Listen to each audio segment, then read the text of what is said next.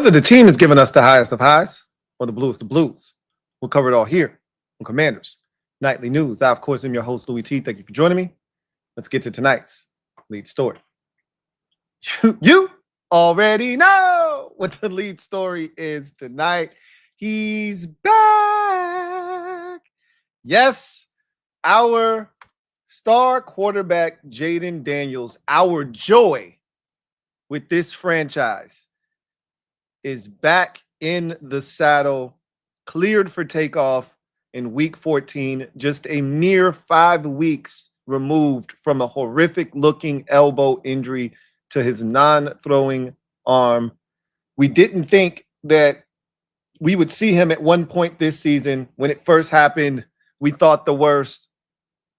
Then there were a lot of people like myself, guilty as charged, who was being very emotional in the moment, irrational even, that didn't want to see this guy on the field the remainder of this season. What are you doing? Don't bring him back. You're going to get this guy killed. But in a weird twist and turn of events, we fast forward to week 14, and while this team isn't playing for anything meaningful at this point other than pride and trying to establish an identity and a standard, they might be the healthiest they've been all season in week 14 with Jayden Daniels' return to the lineup. Obviously, at the beginning of the season, this team was pretty healthy, but there was no Sam Cosmi then. And while there's no Austin Ekeler, not to demean Austin Eckler's impact and what he means and what he stands for and what he brings to the table, but Austin Ekeler can be replaced. Sam Cosmi is a bigger part of this offense than that of Austin Ekeler. And with the return of Jayden Daniels with the return of Jayden Daniels on Sunday, coupled with the Noah Brown, hey, fingers crossed, Noah Brown should be back on Sunday as well.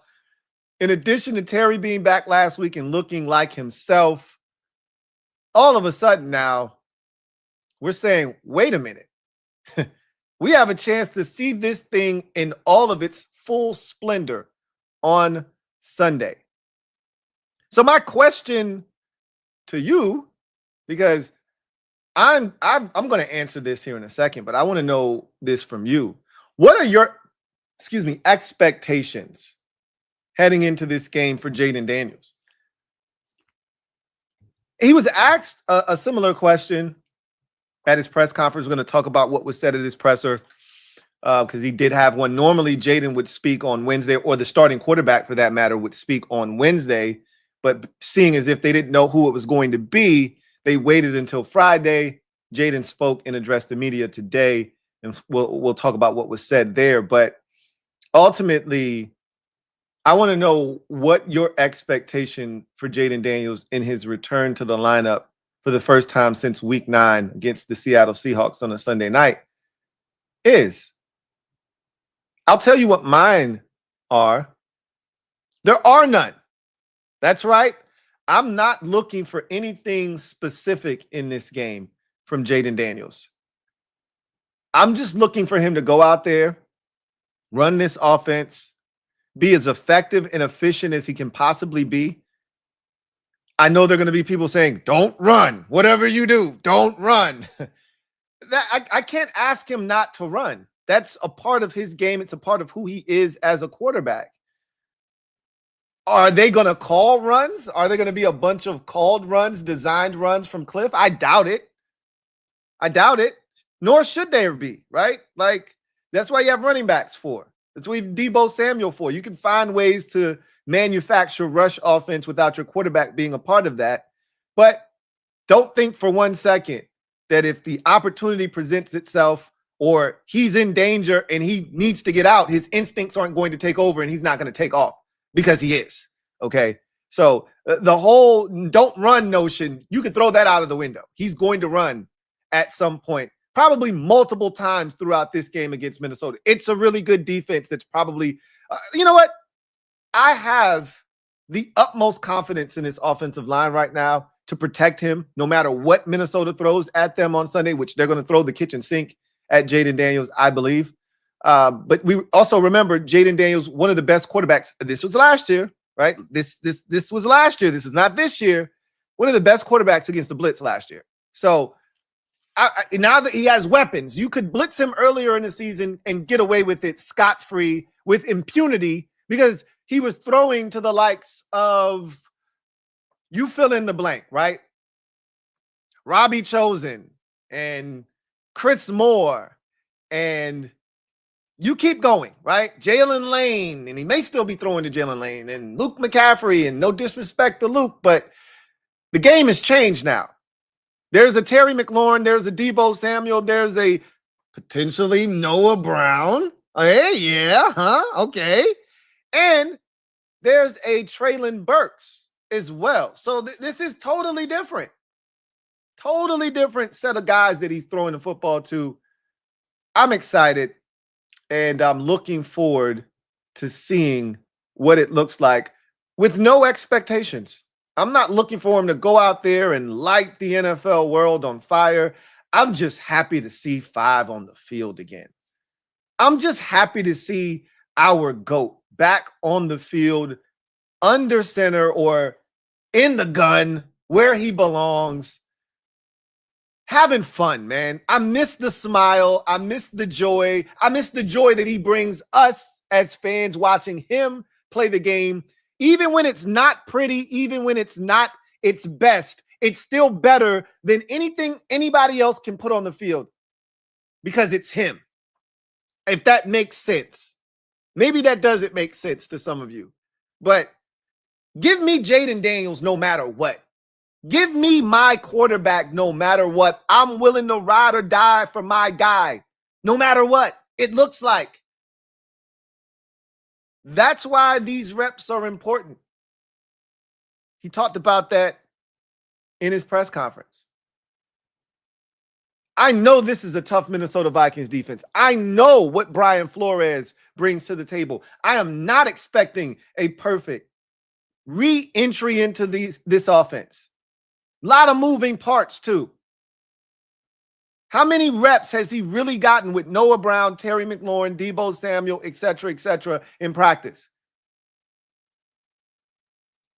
He hasn't played in an actual NFL game in over a month.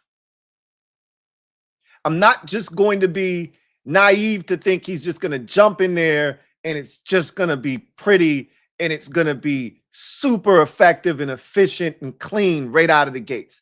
I remember when he came back the first time from injury against the Chargers in week 5. It took him about a quarter and a half to get going. But once he did, once he hit that one pass to Jalen Lane over the middle of the football field, after Lane dropped the first one, if you recall, he went right back to him and he got a big chunk gain. And then he hit Luke McCaffrey on the deep ball. And that was all she wrote. From that point forward, he was locked in. But it took him until damn near halftime. So I'm not foolish enough to expect him to come out here and look like the, star quarterback that we know he is. But we're going to see qualities. We're going to see traits. We're going to see the things that made us fall in love with this kid last year to make us think that we've got the best quarterback, not just in the division, but in the entire conference. We're going to see traces of that. And eventually, I hope in this game, he'll remind us fully why we think we have the best quarterback in the NFC. But I'm not going into this game with any expectations. Do you, 5? Do you? I'm just happy to see you, bruh. I'm just happy to see you.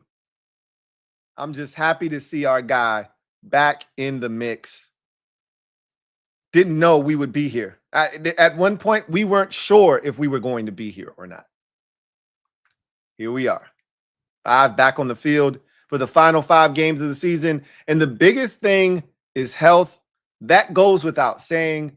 I think we all can agree that whatever it looks like, you would love it to look really clean and effective and efficient and dynamic.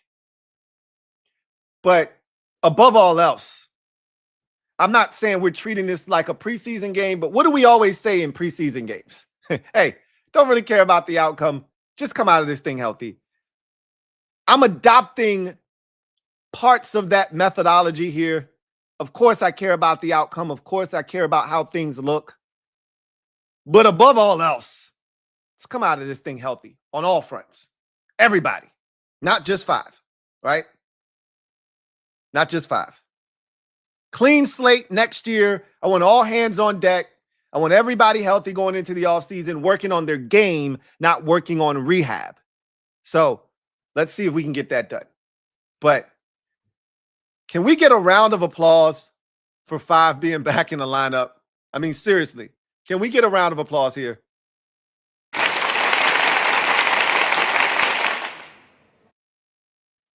Oh, man. Feels good. We got 5 on it. Feels good to have 5 back in the saddle.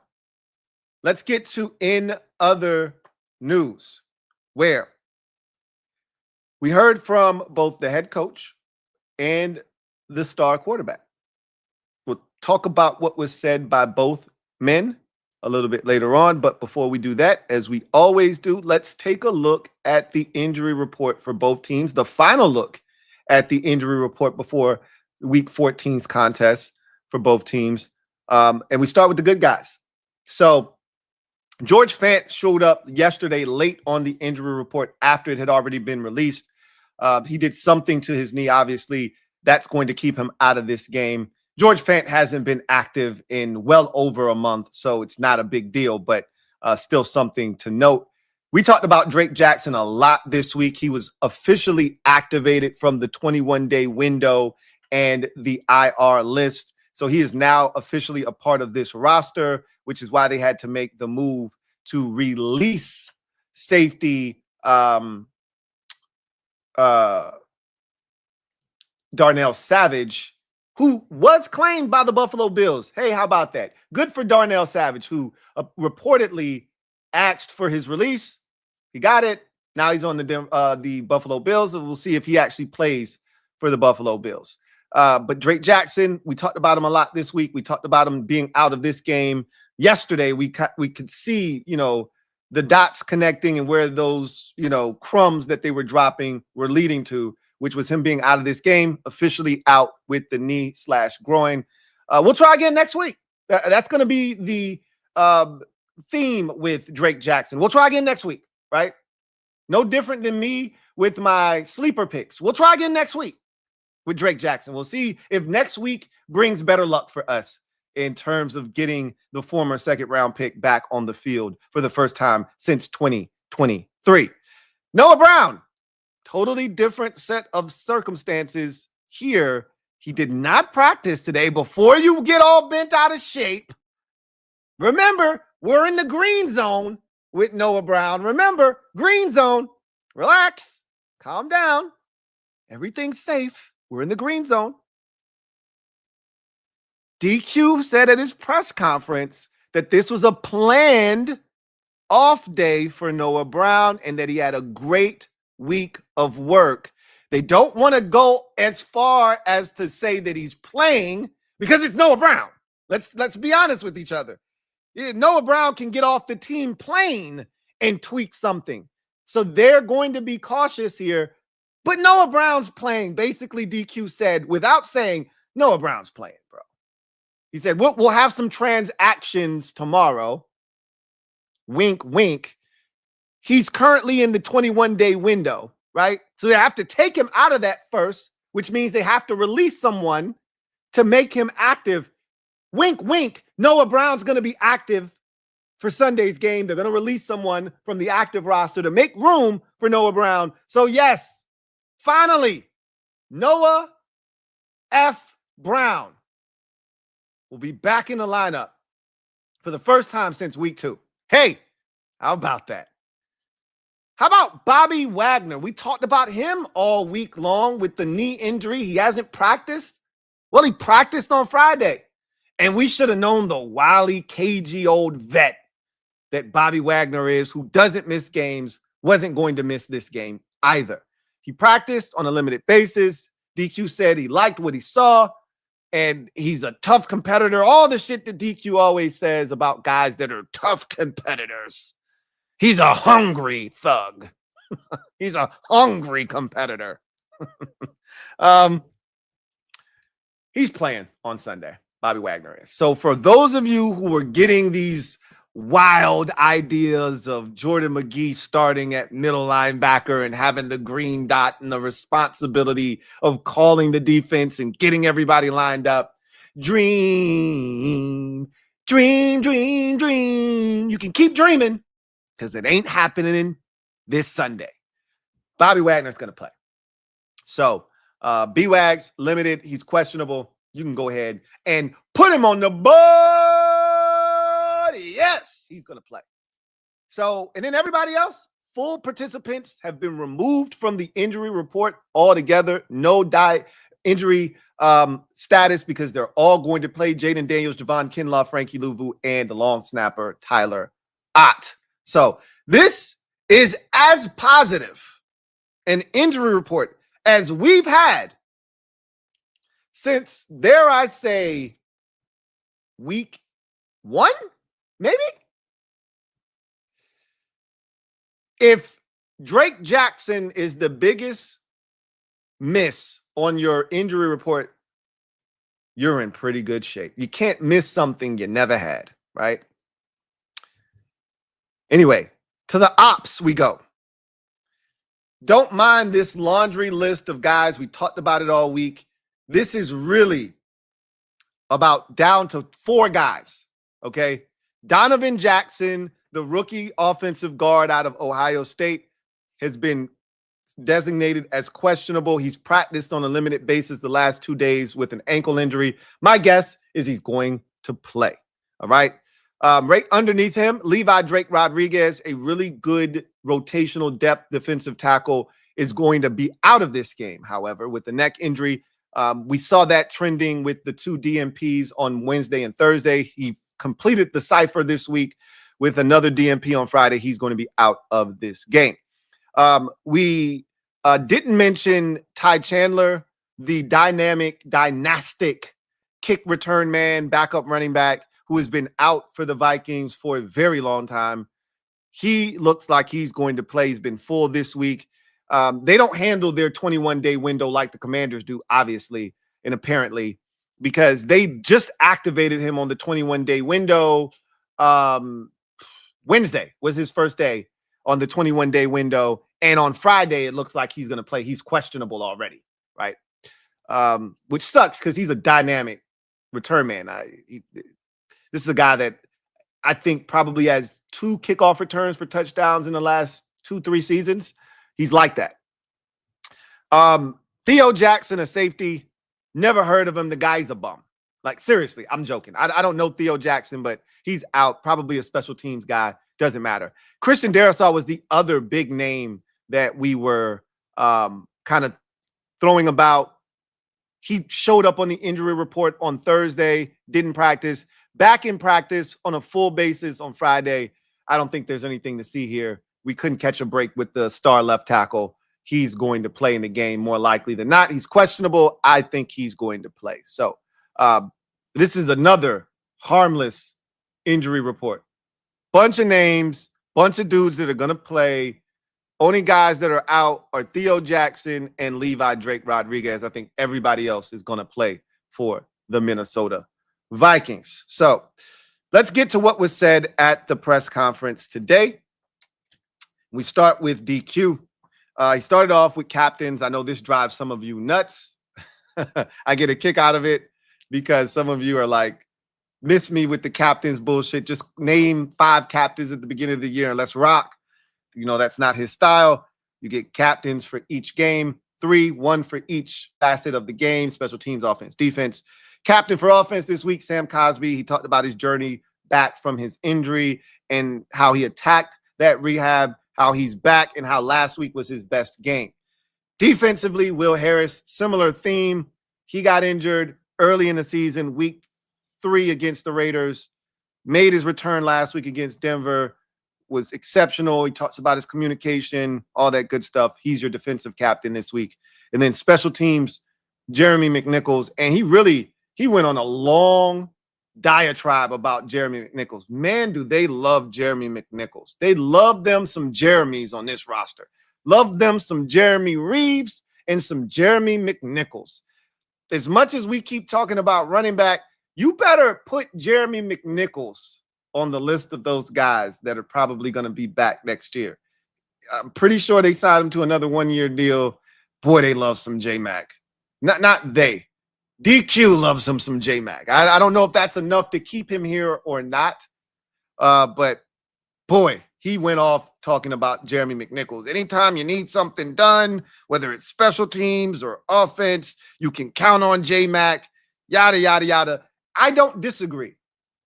He's up until the NFC Championship game when he fumbled, I think there was a soft spot in everyone's heart for J-Mac. Then the fumble right before halftime happened, and a lot of you turned your back on J-Mac, and you haven't turned back around since. I got a soft spot for J-Mac. I do. But I don't need J-Mac in the game in the most crucial and critical situations. I will say this. Due to the blitz package that Brian Flores deploys, and because he's your best pass protecting running back, expect a heavy dosage of J-Mac in the game on Sunday. I expect very minimal Bill on Sunday. Very, very minute. Just a little tinge of Bill. He'll be lucky if he gets 5 carries. He'll be lucky to touch the football 5 times. He'll be lucky if he gets 10 snaps. Bill, I'm talking about. He then also made a joke. He made a funny about Jayden Daniels. He said, I buried the lead. Jayden Daniels had an excellent week of practice. He's been full the last 2 days, and he's been cleared to go. He's going to start on Sunday. He said, I buried the lead. I tried to go as long, and he was talking for a very long time before he said that. So he made a funny, ha, ha, ha. But that was the big news, obviously, of the day. Then several questions were asked about Jayden. When did you know he was ready? And, how are you going to deploy him? Are you gonna call runs for him? And he wasn't going to get into all of that stuff. But he basically said that they started to feel really comfortable with Jayden's progress after Wednesday's practice. Then they got the clearance from the doctors that the extra work that they were doing with Jayden in terms of the contact and could he be cleared. They gave him the thumbs up there, and he said he really was already ripping it in practice. They really liked the way he was throwing the football. It was really about could he withstand contact. Once they got the green light there, all systems go. They said he had a really strong week of practice, and now I want to see what it looks like on the field, right? That's where we are now. He gave a Bobby Wagner update. I told you what it was already. Basically, Bobby Wagner is going to play in this game, barring any kind of setback. Bobby is one of those guys that he takes pride in not missing games. So Bobby's going to be out there. He may not look. I don't know what that looks like.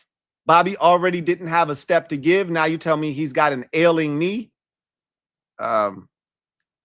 I really don't want to see him in one-on-one against anybody on Sunday. But teams always find ways to single out Bobby and put him in those situations where he's got to run with somebody that he has no business having to run with, right? So I shudder to think at what that looks like on Sunday, but I am fully prepared for what that is going to look like. Noah Brown, he gave us an injury update there. I already told you what he said about Noah Brown, that this was a planned DNP for him today, that he had a strong week of practice, and that they have some transactions to announce tomorrow, which means they're going to activate him from the 21-day window in IR. They're going to release someone, right, in conjunction with that move, because to make space for Noah to be on the active roster, someone has to be removed from it. And then you go from there, right? So I'm the hope, and this might not be fair, is that it's Chris Moore. That's the hope. We'll see who it ultimately is, right? DQ was asked, what has he seen from the secondary since he's taken over? And he said that the secondary is playing fast without mistakes. And I can't help but think that a lot of that has to do with the things that he's talked about them doing to this defense since he's taken over, paring it down, eliminating a lot of the calls, eliminating a lot of the checks, simplifying things, the repetition of doing the same things over and over again, not playing a ton of man, primarily playing zone coverage. It's giving these guys the ability to just go out and play without having to think a ton, and it's benefited them. I think they sat down Quan Martin because he made a mistake against Miami, missing a tackle. He seemed to have cleaned that up on Sunday against Denver. We'll see if he continues to be around the football. And Will Harris coming back definitely made a difference. They talk about his communication being just so effective and efficient. Communication in the defense is paramount. He seems to be the chief communicator back there. So all of those things he talked about helping out this defense. He was asked about Mikey. And he said he thought that Mikey played his best game of the season on Sunday versus Denver, which I thought was very interesting. Because we had the conversation last week. I had an entire video that was not necessarily dedicated to Mikey, but a huge chunk of it was me asking the question, are you comfortable with Mikey Sainristil the boundary corner? And that might be his home in the NFL. I don't know how comfortable I am with Mikey Sainristil the boundary corner. I love the fact that he can play it if need be. There are limitations. The zone coverage is a must, and it is mandatory if he's out there. He cannot play man coverage consistently.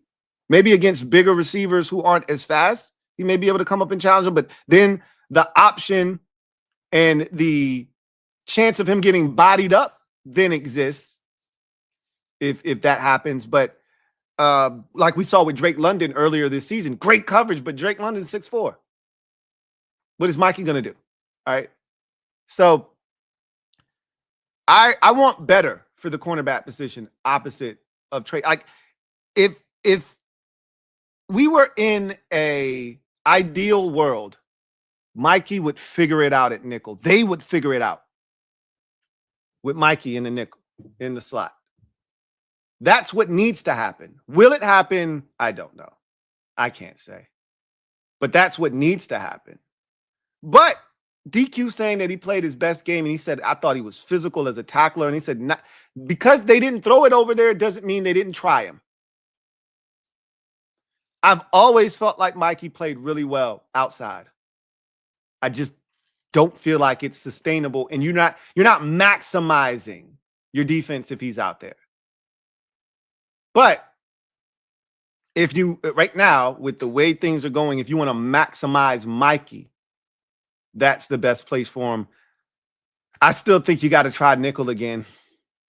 But I also said in that video last week, these final 6 games, last week's game and these last 5, are going to go a long way, and really go back as far as the Dolphins game, because that was his first game outside. Really should have had a pick in that game, dropped it. These last 5 games, in conjunction with the 2 prior to them, may go a long way in determining what they decide to do with Mikey moving forward. So, we'll see if Mikey turns out to be a boundary corner or not, opposite of Trey Amos next season. Or do they go out, explore free agency? There will be some options available. We talked about some of them. The draft will have some opportunities to upgrade the cornerback position. We'll see what they decide to do. Clearly, like last offseason, we're going to need an overhaul at the cornerback position, because just like last year, we're going to go into the offseason with just 2 corners. Last year it was Marshawn Lattimore and Mikey Sainristil. This year it's going to be Trey Amos and Mikey Sainristil that are your 2 corners that are going to be on the roster, because I think they're going to move on from Marshawn Lattimore. Like, there's no dead money. There's no guarantees. They can just cut him and move on. Maybe they hold on to him because there are no guarantees. I don't think they want to pay Marshawn Lattimore $17 million or whatever the number is for him to miss half the season. And when he was playing, he wasn't like super effective anyway. I just think you cut your losses. You lost that trade. It is what it is, and you move on, right? We'll see. And then he was asked about TJ Mag, right? First of all, let me just say this. This was the worst Dan Quinn press conference of the season, and really probably of his 2-year tenure here, and not because of anything DQ said or did. This was strictly because we couldn't hear shit that was being asked by the members of the media, because the mic went out as soon as they tried to use it. There was this nasty, feedback that came through the microphone, and then it was shot. And so everything had to be said, and you had to try to listen very closely. You could barely hear it. Then you just had to go off of his response to figure out what the question was. Those are the worst. That's how it used to be. I'm spoiled now because the new people came in, fixed the damn audio, gave the media members a mic. I don't understand why we can't have 2 mics for the damn press room, 1 for each side, so they're not throwing the mic around like a damn hot potato. But again, multi-billion-dollar industry. This team is worth billions of dollars, and we can only get 1 mic in the damn media room. Make it make sense. Anyway, I digress. He was asked about TJ Mag, and he talked about the development of TJ Mag and how he was kind of blown away by the drastic steps that he had taken in his development. He gave a lot of credit to Ryan Kerrigan for working with him. He said, you got to realize this guy hadn't played football before last year. This is his first time being exposed really to professional tackle football. And in basically a year's time, this guy has shown drastic improvement to the point where we felt comfortable putting him on the field in a crucial situation in an NFL game. So, and he said, this isn't the last time you're going to see TJ Mag. I'm intrigued. I am intrigued. Anybody that used to play any form of rugby or any, kind of football where there is no pads and you're just running around hitting dudes, those guys usually translate well to the professional game, i.e. a Jordan Mailata. So I'm intrigued. I want to see more, and hopefully he turns into something. We could use a break. We could use a win, right? One of those unexpected dubs. Come on. We're due for one. Let TJ Mag turn into something real. So that was DQ's press conference. Jayden's press conference. JD5 addressed the media today, and he was asked, when did he feel like he was ready? And he said it happened this week. Normally he would say, oh, I was ready as soon as I got hurt, but he realized this one was pretty serious. So he said this week he really felt like himself. He really felt like he could cut it loose. He felt like he had no limitations, and he could feel the itch starting to really come back to wanting to get on the field. So he said it was this week where he really started to feel like himself and he was ready to get back out there. He was asked, were there any hurdles that he had to overcome? He was like, yeah, when he first injured the elbow, he said it hurt like hell for the first 2 days. But after that, the pain subsided. But he said then he was like, he had to get over some mental hurdles as well as physical, obviously. I think he's going to be fitted for a brace. So he sheds one brace, right? Because he was wearing the knee brace earlier in the season. And now he's going to have an elbow brace more likely than not. But he said he had to overcome the mental, side of things. Like, can I go out there? Can I fall on it? Can I get hit on it? Can I run? Can I be me? And then, obviously the physical hurdles. We saw him at events where he refused to use his left hand, right? Saw him running on Hard Knocks, and I'm like, yeah, it doesn't look like he's pumping that left hand all that much. All of those are those physical limitations that you have to overcome. I think he's now at a point where he feels, more like himself. He talked about adversity. This was a really interesting question when he was talking about a little bit of adversity that he faced. He said, it's really the first time I've had a serious injury like that, right? This season is really the first time in his entire life that he's had injuries like this. He's really never missed, time, and he's never had to deal with not playing football. And he said that he didn't say he hears the noise, but I think he kind of insinuated that, you feel the pressure, you hear the noise, but, it's a part of what he does, and he's looking forward to getting back on the field. I thought there was a little bit of vulnerability there in that answer that you don't get from him very often. You got a little bit of that in his press conference. He talked about the carryover effect of next year, playing at the end of this season, these final 5 games. And he's like, there is no true carryover effect, right? And we talk about this. NFL is a week-to-week league. It's a year-to-year league. Like, what you do at the end of this season doesn't necessarily carry over. I beg to differ just slightly, right? I always look at the Detroit Lions. When Dan Campbell took over, they were awful, the first couple of years. Then they traded for Jared Goff. They were awful that first year. Then that third year, they started slow. I think they were 1-6. We were the 1 win, if you recall, back in week 2 of 2022. And then they got hot. They finished that season like gangbusters. They went to Green Bay, if you recall, Aaron Rodgers' last game as a Packer. Packers win, and they're in the postseason. Lions had been eliminated earlier in the day. They didn't care. They went there. They went to Lambeau. They beat the damn Packers. They did a trick play at the end. They won that game. They finished the season 9-8 after starting 1-6. And the Lions haven't looked back since. I truly believe that how you finish a season when you're building something matters. And if you finish this season strong, it can lead to this team getting on track and being what we think they should be moving forward.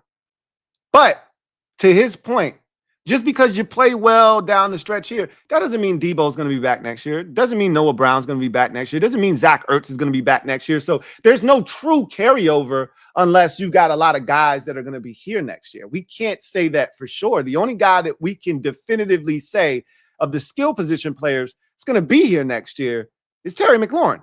Other than that, we can't be assured of any of these guys that he'll be throwing the football to on Sunday. Maybe Treylon Burks, but we can't be assured of the rest of those guys being here next year. He basically said, look, I don't know if there's a carryover or not. I just want to go out and execute and be the best version of myself and give my team a chance to win as many games as possible down the stretch. Good answer. Good answer. Good answer. There was a running conversation that took place.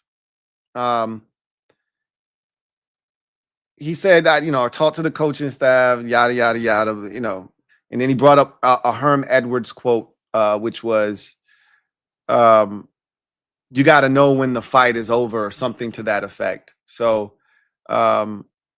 he understands. Like, I don't think he's done anything wrong. He hasn't been reckless with how he's run the ball. Like, his injuries have been freak injuries. I mean, think about all 3 of them. The first one I thought was his fault, right?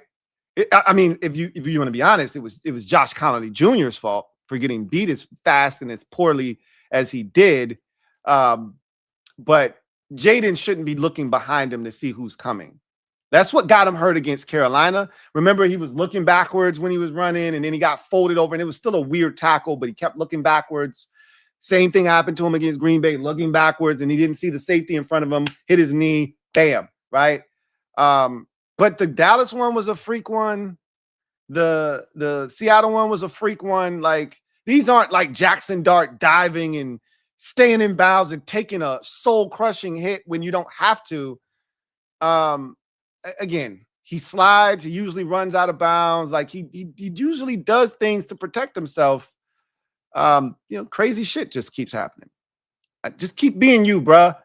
Just again, know when it's a time to take a risk. And he said, I understand time, distance, quarter, etc. I understand the importance of all those things. But obviously, everyone wants him to stay healthy. He wants to stay healthy. So you try to take steps to get that done, right? He talked about what did he learn the most being out. And this was another one of those vulnerable moments, I feel like. He talked about being a great teammate, but more importantly, he talked about the passion that he has for the game and how he really, truly missed it. And you learn that when something is taken from you. And I think I always talk about sports being a microcosm of life, right? And I've talked about this numerous times on the podcast and various shows on this channel about, sometimes taking things for granted. And then when they get taken from you, you realize just how much you miss it. He basically, you could see the joy in his face on Sunday night when he was over there with Dietrich Wise cheering on the team. And Candy told me after the game, Jayden was distraught. Like he was pissed that they lost,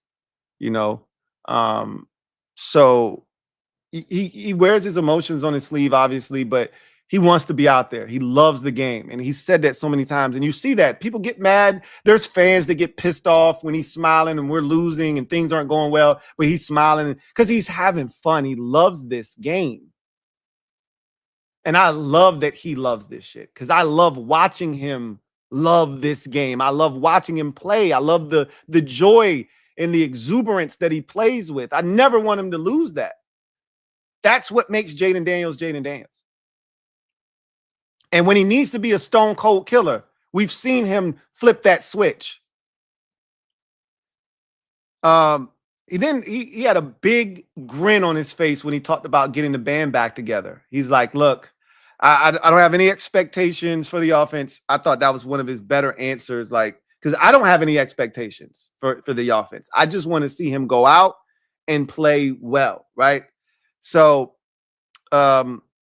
he said it's going to be fun to get back out there with all of these guys. It's been a long time, obviously. And I think that's going to help him be more of himself, because we saw him this season and a lot of people kept saying, hey, Jayden doesn't look like Jayden from last year. Jayden's not as accurate, this, that, and the third. And I'm like, look who he's playing with. The time is not going to be the same playing with Chris Moore and Robbie Chosen as it is playing with Deebo Samuel, Terry McLaurin, and Zach Ertz, Noah Brown, and guys that you've thrown to for 2 years now, with the exception of Deebo. But you threw with him all summer, unlike all the other guys. So I really think he's going to benefit from all these guys being healthy and out there, man. That was the thing that was missing. And a vastly improved offensive line since the last time he was out there. Remember, he was out there when Sam Cosmi was getting his sea legs back, right? Cosmi, you could argue, is the reason he got hurt in the Dallas game. He didn't pick up a blitz properly, let a guy come scot-free up the A gap, and Cosmi was like, yeah, that was on me. That was his first game back, though. Like, can't kill him for that. Seattle game, Cosmi's still working his way back. They're still figuring some things out. Remember, Tunzel was in and out of the lineup right around that time. He had gotten hurt against the Chiefs. He wasn't 100%. Now this line is playing ball, man. I'm excited. Then he finished up his press conference by talking about why it's important for him to play down the stretch of this season. And he said, look, I'm a young player. Got a lot to learn. A lot of things I got to get better at. I need all the reps I can get. And that's something we lost sight of. I know I'm guilty as charged. I can't speak for you. I lost sight of that. When we started talking about him not playing the rest of the season, when I was in my feelings, I was very emotional like Carl Thomas. I'm emotional. I was emotional. Couldn't let go of what DQ had done and didn't want to see my GOAT end up in the scrap heap. And so I didn't want to see him the rest of the season. That's what I said. That was dumb. Anytime he can get out there and play, continue to get reps, continue to get better, he needs to be out there. Joe Burrow said it best. If I'm healthy, I'm playing. Period. Ain't shit else to talk about. Enough said. Jayden Daniels is healthy. He'll be back out there on Sunday, and he's looking to take every rep that he can to get better, to be the quarterback we want him, we need him to be for this organization. So we are going to go to the game plan. But before we do that, let's get a word from one of our sponsors, come back on the other side, and then we'll talk about the keys to victory, things we need to do to snap this nasty 7-game losing streak to the Minnesota, or 7-game losing streak with a win over the Minnesota Vikings. Sleeper is the best way to experience and connect over sports together. It's a one-stop shop for all of your sports needs. You can celebrate and chat in the games in real time with other users, get the fastest scores, blazing fast news and alerts right at your fingertips. Play in fantasy leagues and win real money on picks contests. So enjoy sports the way they were meant to, together. Download the #1 sports app today. Predict the hottest football stats like passing yards, receiving yards, touchdowns, interceptions, and much more to cash in on your daily fantasy football skills. Use promo code LTN, and Sleeper will match your first deposit up to $100. Terms and conditions apply. See Sleeper's terms of use for details. Currently operational in over 25 states. Check out Sleeper today. Sleeper. All right. So let's talk about what needs to be done. First, the Minnesota Vikings. So get to the game plan. Now, I've shrunk the game plan down from 8 things to 4, cut it in half, because we're at the point of the season now where we don't need offensive and defensive keys to victory. You're 3-9, right? You don't get all of the bells and whistles at this point of the season. But I'm going to give you something, right? Some things to look for this team to get to their 4th win of the season. And I think the first thing I'm going to mention is the biggest thing. You do this, you're going to win the game, I believe. Win the turnover battle, period. We talked about this yesterday when we went behind enemy lines, and we talked about the thing that has been the Achilles heel of the Minnesota Vikings this season, and that's the turnover. They are dead last in the NFL in the turnover margin at -15. No one turns the ball over more without getting them back in return than the Minnesota Vikings this season. And JJ McCarthy has been one of the biggest culprits.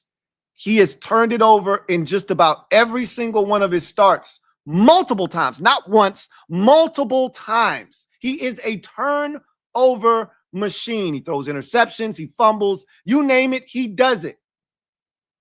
He's inaccurate when he's throwing the football. He's been a mess. He's not seeing the field well. He's holding on to the ball too long, etc. Now, I'm not here to tell you that this defense is going to shut him down, stop him from getting the ball to Jettas, stop him from getting the ball to his receivers, to TJ Hawkinson. I'm aware that this defense is far from dynamic. And he'll have windows to get the ball to Jettas. He'll have windows to get the ball to Hawkinson and the USC wide receiver. He'll have windows, Jordan Addison. He'll have windows to get the ball to these guys. And I'm not saying he won't be successful, but he will give you an opportunity in this game. At least one, if not multiple opportunities to pick the football off. And when they come, I don't hear any excuses. Just do your job and take it away. The last time we faced a quarterback that was supposed to be very generous, we didn't produce a single turnover against the Raiders in Geno Smith. Geno Smith leads the NFL in interceptions, and we aren't a part of the reason why he leads the league in interceptions. We're probably the only team that hasn't picked him off this year that he's played against. Let's not repeat that this week. And I'll take it a step further. I don't know if JJ McCarthy is going to continue to be JJ McCarthy and continue to turn the ball over like he's done all season long. That'd be nice. But, we don't like nice things, and the ball isn't life here, and et cetera, et cetera, et cetera. We can't turn it over. No matter what they do, we can't turn it over.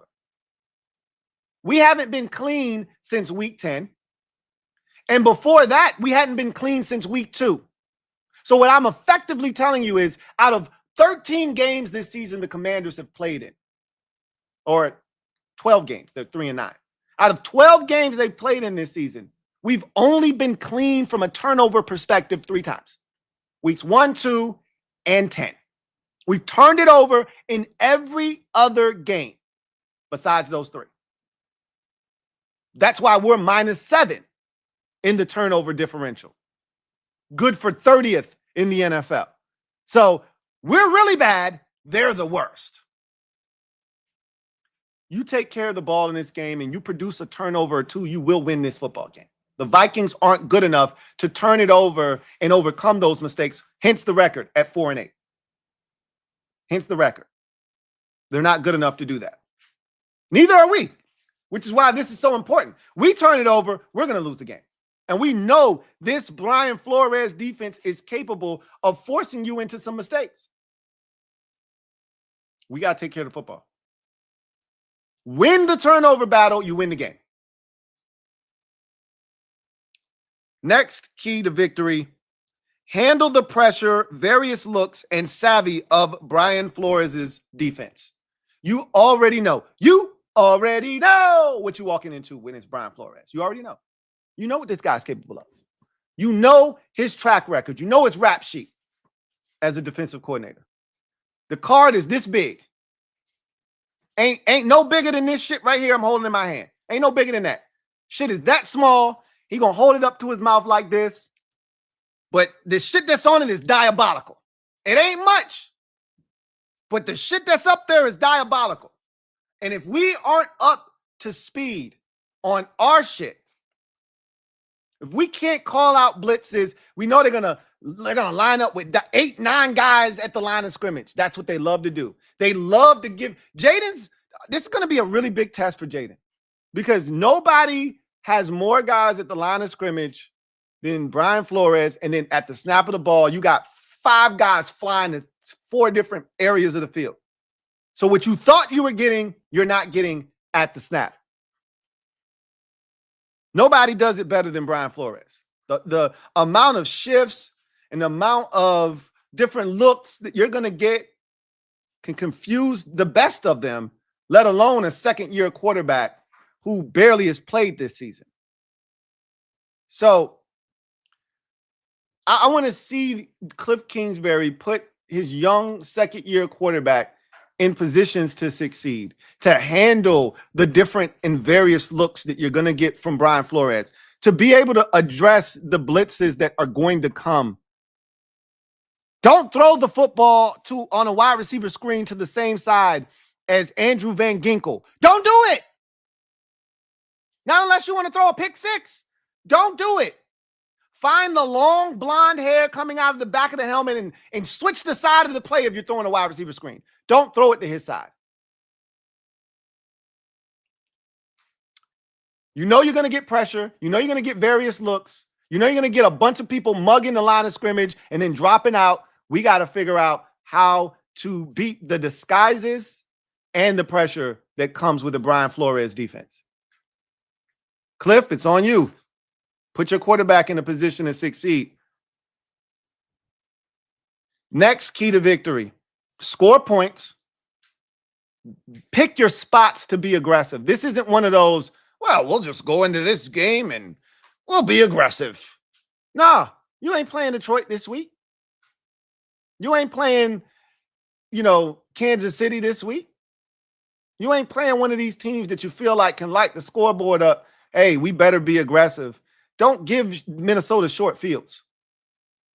They're not a good football team. I talked about this yesterday when we went behind enemy lines. They're scoring less than 20 points a game, less than 18 points a game. So if you score points, theoretically speaking, you should beat Minnesota because they don't score a lot of points. The last time we put emphasis on scoring points against a team that didn't score points was the Atlanta Falcons. And that day they scored points. Different circumstances now. Different team. You didn't have Jayden Daniels in that game. Offense wasn't the issue, but the offense could have done more. But the defense was the problem, and Joe Witt Jr. isn't calling this defense anymore. I don't expect this defense to look as bad as it did in week 4 against the Atlanta Falcons. But same thing applies here. This is not a team that scores a bunch of points. So if you score points, you should win. And you got to pick your spots to be aggressive. There's certain times in the game where maybe you should go for it. But then there's times where you should say, all right, let's find out what Jake Moody is all about. You're indoors. This is 54. Let's see what you got. And if he misses, you're going to give up great field position and you're going to put them in a position where they can score some points. Jake Moody, don't piss me off. And the last thing on this line kind of applies to you. Win special teams. Win special teams. So score points, pick your spots to be aggressive, and win special teams. And I'm not just talking making your field goals and all your kicks, covering kicks. I want to see Jalen Lane get a chance to actually return a punt because I think he's dynamic. Can we actually force punts? And can we actually block on the punt return unit? Can we actually block? I'm talking to you, Antonio Hamilton Sr. Can you block the gunner? Damn. Last key. Look like a top 5 rush offense. Feed Terry, Debo, and Ertz, and keep Jayden clean. Look like a top 5 rush offense is so important because in Jayden's first game back, I'm not trying to put everything on his shoulders. This isn't one of those, all right, big boy, you're back in the saddle. Here you go. Boop. And you just throw the whole game plan on him and say, go win us the game. Bullshit. Bullshiggity. Okay? Shout out to my guy, Ed. Bullshiggity. SOTG, by the way. Hashtag SOTG while we at it. That ain't what we trying to do in Jayden's first game back in over a month. No. Let's run the football. We are top 5 rush offense, number 3 to be exact. Look like it. Run Chris Rodriguez. Run J-Mac. And God forbid we let Bill out of jail and give him the football some. But whatever. Just run the ball. Run it effectively. Take pressure off of Jayden. This is not a great Vikings rush defense.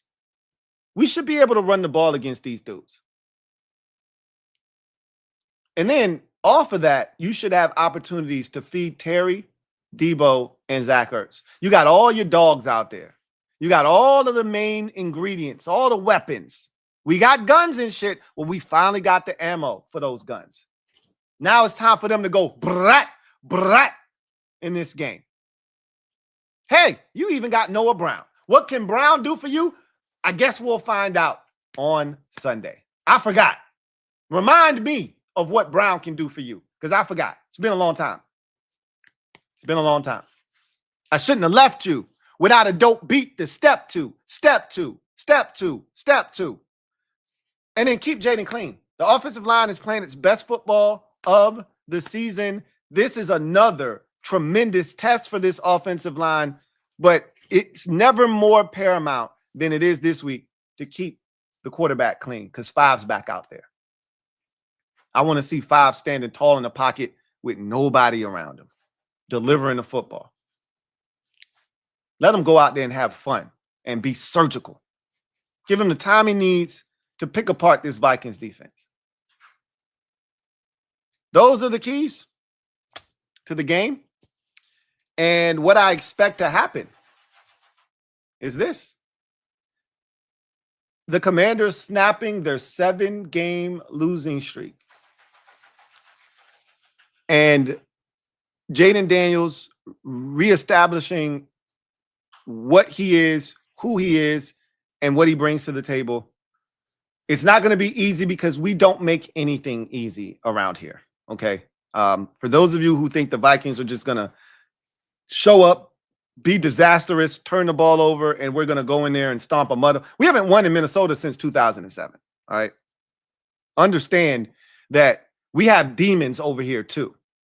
And oh, by the way, we suck too, right? Like this isn't like Minnesota stinks by themselves. It's a lot of funk in this game. And it ain't just all coming from Minnesota.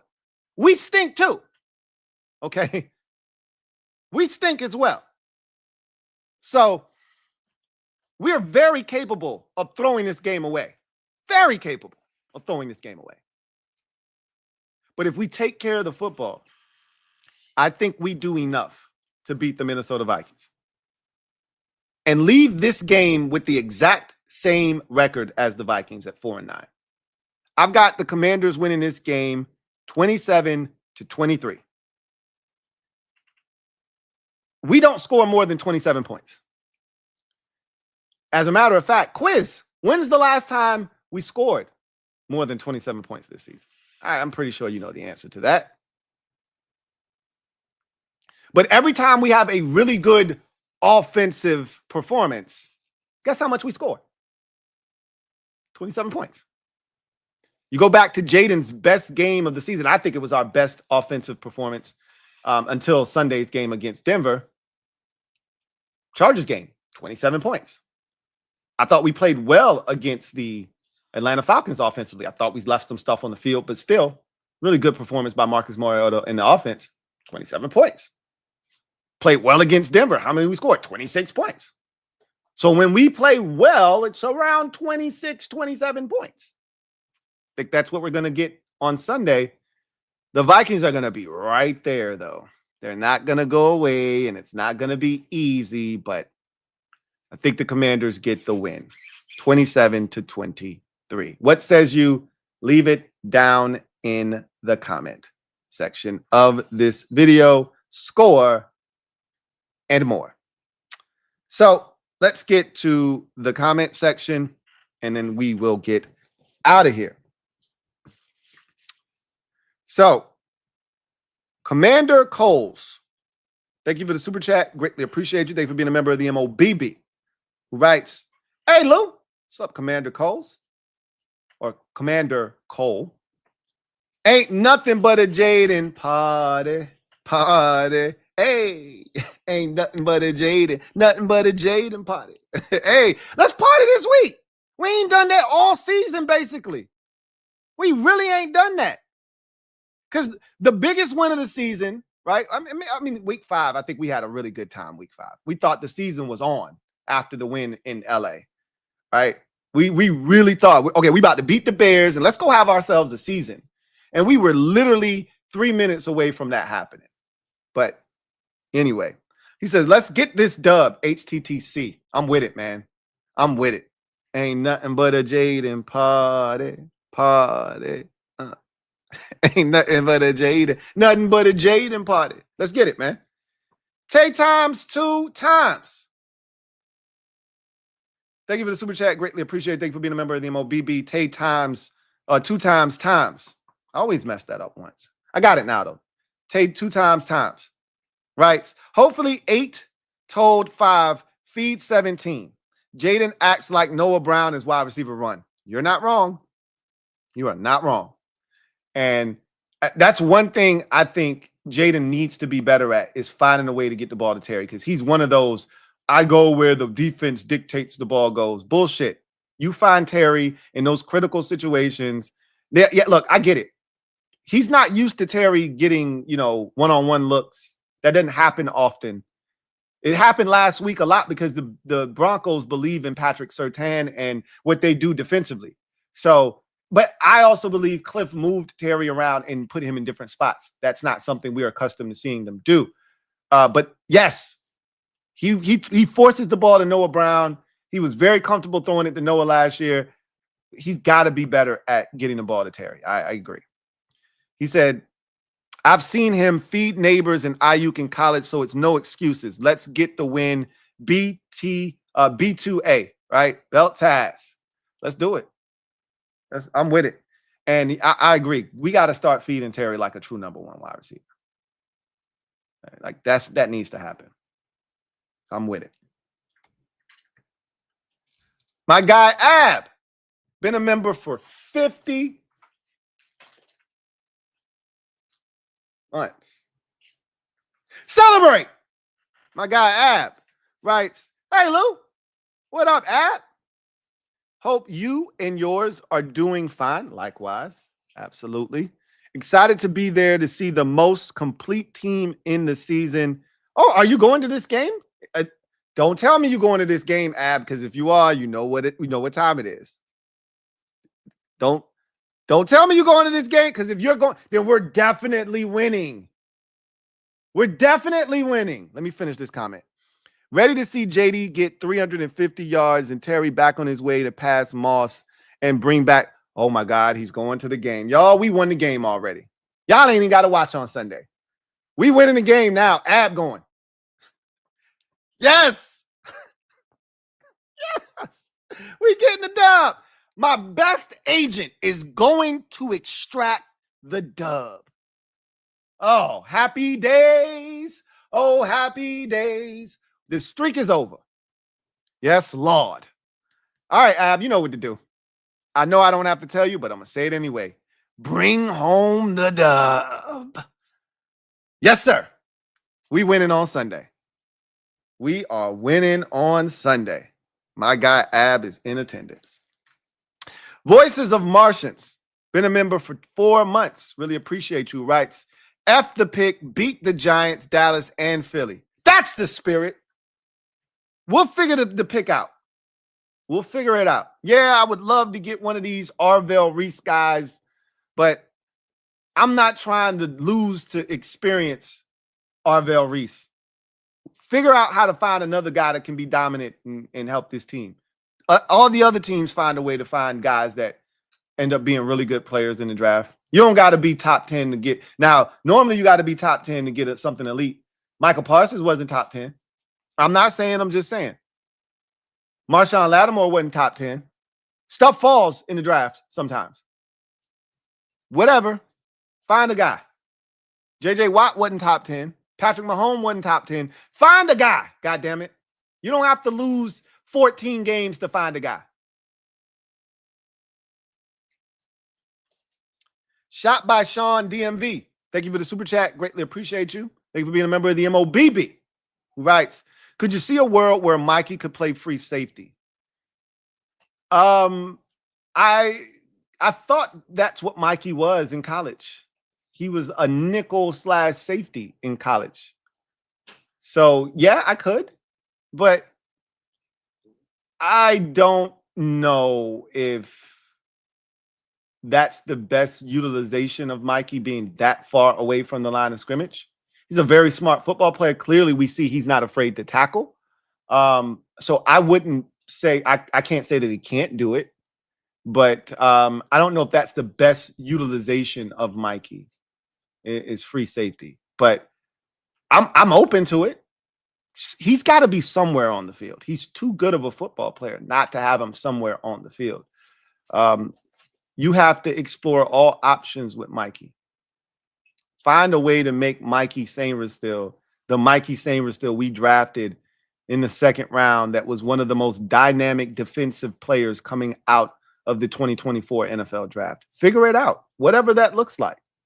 If that's nickel, if that's boundary, if that's free safety, I really don't care. Figure it out. I refuse to believe Mikey Sainristil isn't a hit at in the second round. Like the other two guys look like whiffs. I refuse to believe and rope Mikey in with those two. I'm not doing it. I'm not doing it. He's a good football player, and I'm not giving up on him. So I'd be willing to try him anywhere, personally. ASB HD3. Thank you for the super chat. Greatly appreciate you. Who writes, for Auld Lang Syne, I'm high off the hopium. Put the hopium down. Now, hopium in the right doses is fine. But in lethal doses, it's dangerous. If you just said, man, let me just give myself a little hit. Jayden's back. He's back with Terry and Noah, and the offensive line is playing really well. Let me just get a little hit. Take the edge off. Okay, fine. But if you are sticking that syringe into that entire vial and you are pulling that thing back and you filling it up and then you injected it into your veins, we got a problem. I had somebody hit me up today talking pure, unadulterated foolishness. I was so disgusted. I had to remove myself from the conversation. That's what hopium in fatal doses can do. You put hopium in the wrong hands and it's dangerous. Be careful. All right? Be careful. Our path to the playoffs. Uh-oh. Yep. There it is. Oh, no. Somebody get this man some help. He OD'd. Here we go. Our path to the playoffs, 5-0, Dallas 1-4, Philly 0-5. It's been a rough year, but this is our Hail Mary. Hail. Nope. Put the hopium down, bro. You've gone too far. Somebody get this man some help. Somebody get this man some help. First of all, the Eagles played like this. This is all I say to people who want to bring this up, and I leave the conversation right there. The Eagles play, because I always start with, you know how to do math, right? You can count. What is the maximum amount of games the Commanders can win this season? And then after saying that, I say the Eagles play the Raiders, and then I walk away.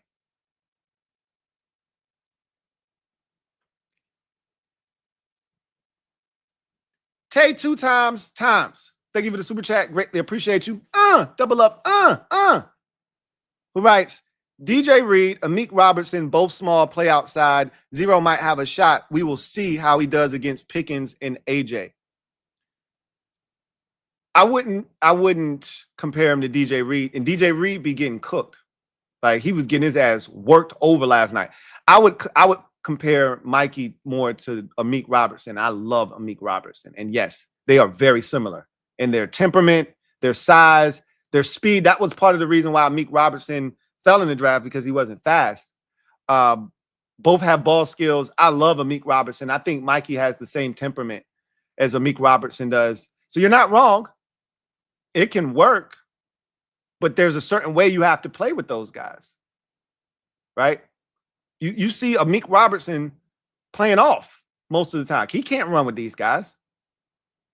He can't run with these guys. You got to play with instincts, and you got to be super physical with them. Super physical. So, which I've seen Amik Robertson do. And we've seen Mikey do it before, too. That first game against Philadelphia last year against A.J. Brown, he was super physical with A.J. Brown. In the NFC Championship, it was a role reversal. A.J. took him to school, right? So, it can happen. We've seen small corners play in the NFL outside before. It's not impossible. It's just not ideal, especially for the type of defense Dan Quinn really wants to play. It's not ideal.